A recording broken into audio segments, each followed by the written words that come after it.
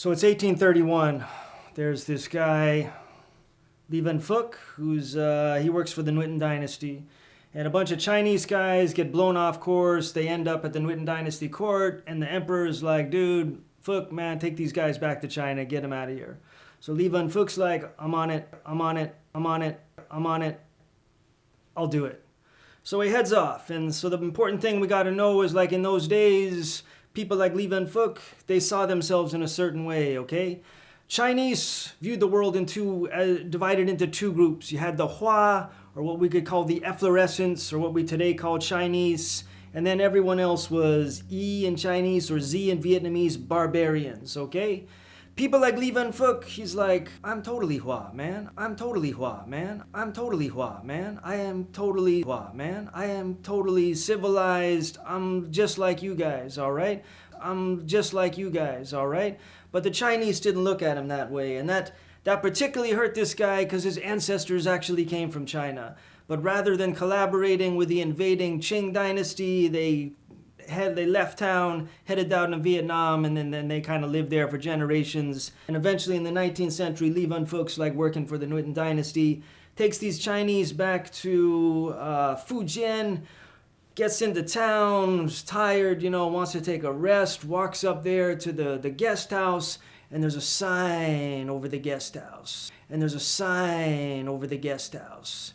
It says, Barbarian Guest House. Whew, man. And Phück's like, whew, man. Whew, man. You can put a man down, but eventually, if you do it too much, the guy will break. And I think Phúc, he's like trying to hold it together there, thinking about it. And then he kind of gets up, pulls himself together, and just starts going, whew.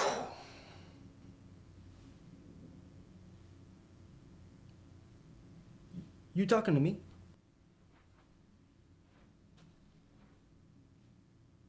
You talking to me?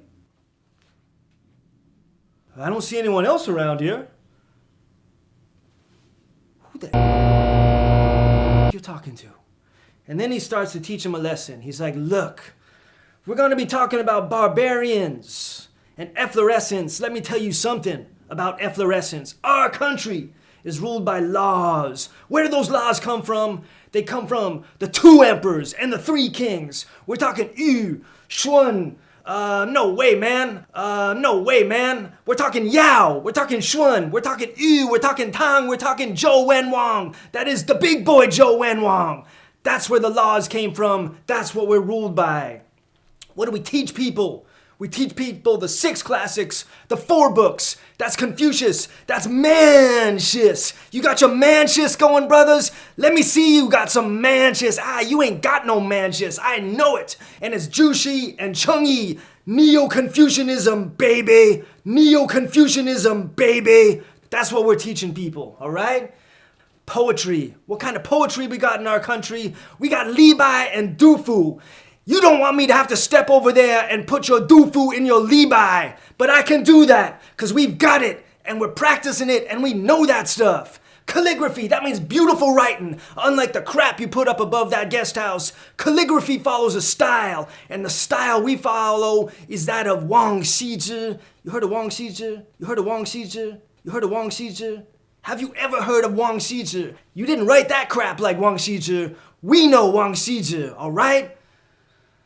Education, we got that. How do you get a job? You get a job because you got to pass some exams. Where do those exams come from? They come from the Han Dynasty all the way to the Tang Dynasty, the Ivy League of pre-modern East Asia, yo!